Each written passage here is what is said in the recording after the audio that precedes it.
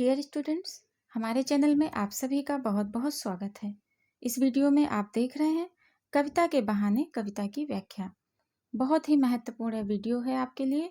बहुत पूछा जाता है इस कविता को और इसको अच्छे से आप तैयार कर लीजिए। आप इसकी व्याख्या सरल शब्दों में देखेंगे जो आपको आसानी से समझ में आएगा। कविता के बहाने कविता का जो सारांश है आप इसके पहले के वीडियो में देख सकते हैं।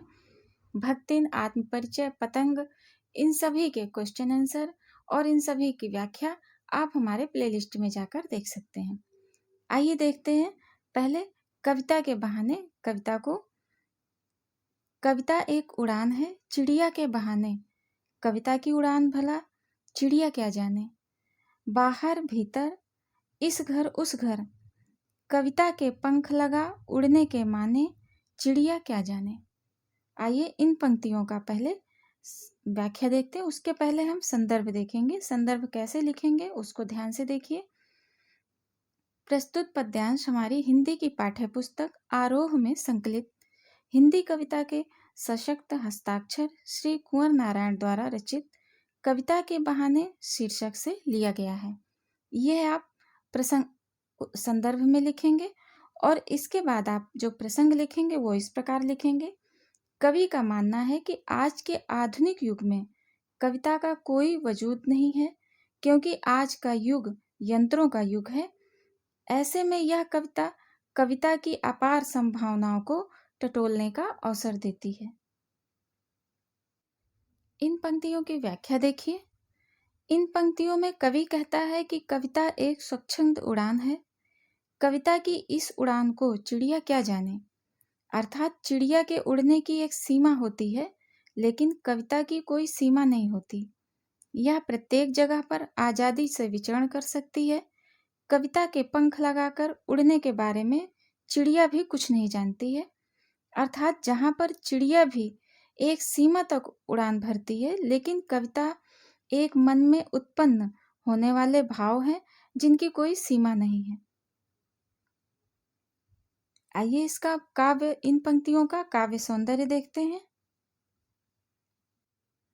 काव्य सौंदर्य में पहले भाव पक्ष देखिए। कवि आधुनिक समय को देखकर कविता के वजूद को लेकर आशंकित है।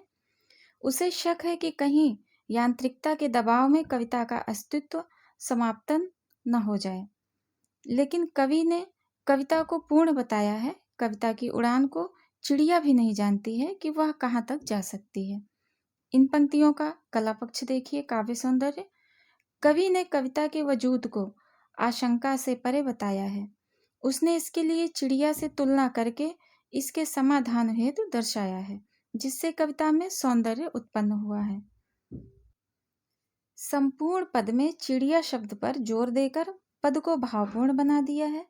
संपूर्ण पद में यथार्थता का गुण विद्यमान है। भाषा सरल, सहज एवं भावपूर्ण है। संपूर्ण पद में प्रश्न अलंकार का प्रयोग किया गया है। तुकबंदी के कारण गेयता का गुण पैदा हो गया है। अब इस पंक्ति को देखिए। कविता एक खिलना है फूलों के बहाने, कविता का खिलना भला फूल क्या जाने। बाहर भीतर इस घर उस घर, बिना मुरझाए महकने के माने, फूल क्या जाने।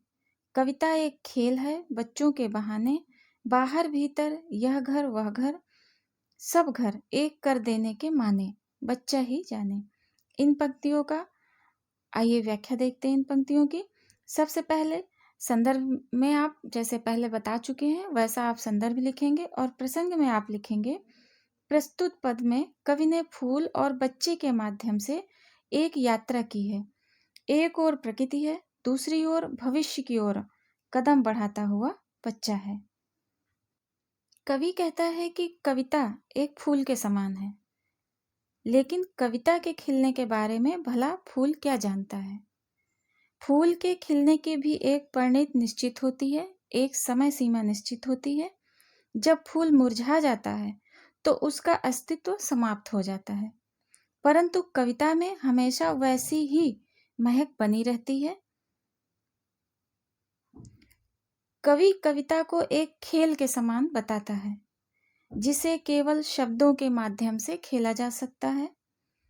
जिस प्रकार बच्चों के खेल में किसी प्रकार की सीमा नहीं होती, उनके सपने असीम होते हैं, उसी प्रकार कविता भी एक शब्दों का खेल है, जिनके खेल में जड़ चेतन, अतीत, वर्तमान और भविष्य इसके उपकरण मात्र हैं। बच्चे किसी घर की सीमा के बंधन में नहीं हैं, बांधते हैं और न बंधना चाहते हैं। वो उनके लिए सारी पृथ्वी एक घर के समान है। इन पंक्तियों का काव्य सौंदर्य देखिए। पहले भाव पक्ष देखेंगे। प्रस्तुत पद में कवि कुंवर नारायण ने फूल और बच्चे के माध्यम से कविता के महत्व को दर्शाने का प्रयास किया है। और कला पक्ष में काव्य सौंदर्य देखिए। भाषा के सरल, सरस एवं प्रवाहमयी रूप का सुंदर प्रयोग किया गया है। अनुप्रास अलंकार का सुंदर प्रयोग किया गया है। संपूर्ण पद में लय विद्यमान है। कविता के अस्तित्व पर प्रश्न चिन्ह लगाया गया है। तुकबंदी के कारण गेयता काव्य में विद्यमान हो गया है। डियर स्टूडेंट्स, आशा करते हैं कि यह वीडियो आपके लिए बहुत ही उपयोगी होगा और इस वीडियो की तैयारी अच्छे से कर लीजिए आप। ये व्याख्या, दोनों पंक्तियों की आप व्याख्या जो आपने देखी है बहुत पूछी जाती है, आपके लिए बहुत महत्वपूर्ण है ये।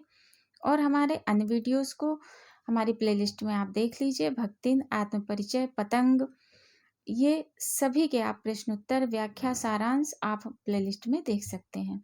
हम आपके मंगल जीवन की कामना करते हैं। Have a nice day.